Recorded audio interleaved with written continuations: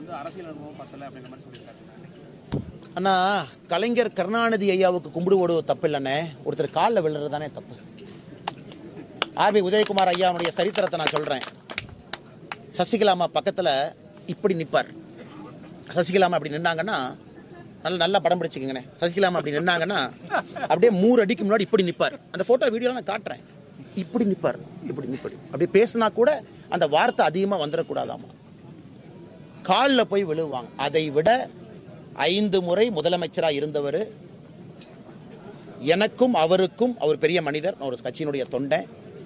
சித்தாந்த ரீதியில் எங்களுடைய கட்சிக்கு நிறைய வித்தியாசங்கள் இருந்தாலும் தமிழகத்திற்கு அவர் செய்திருக்கக்கூடிய பணிக்காக ஒரு சாதாரண ஒரு விவசாயி மகனாக இருக்கக்கூடிய அண்ணாமலை போய் அவருடைய மெமோரியல்ல ஒரு கும்பிடு போட்டு வரணும்னு நினைச்சா நான் அதை பெருமையா தானே பார்க்கிறேன். நான் அதை சிறுமையா பார்க்கல.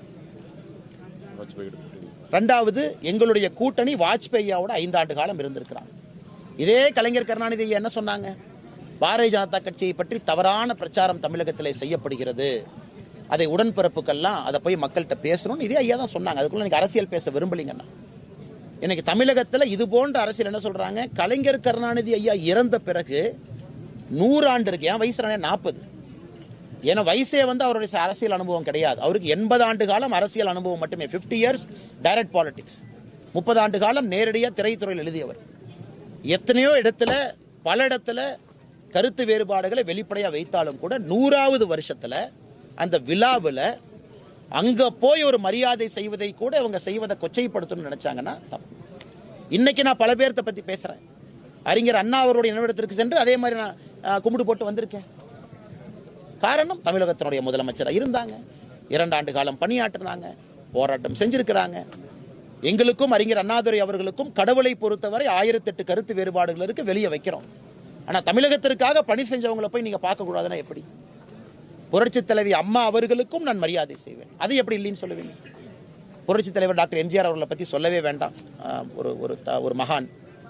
இன்னைக்கு தமிழகத்தில் இதையெல்லாம் ஒரு குற்றமாக அண்ணன் ஆர்பி உதயகுமார் அவர்கள் வந்து பத்திரிகையாளர் சந்திப்பில் போய் கும்பிடு போட்டாரு அப்படின்லாம் சொன்னாங்கன்னா நான் என்ன சொல்றதுன்னு தெரியல. காலில் விழுகல, இப்படி பேசல, கூனி குறுகி நிக்கல, 3 அடி தள்ளி நிக்கல.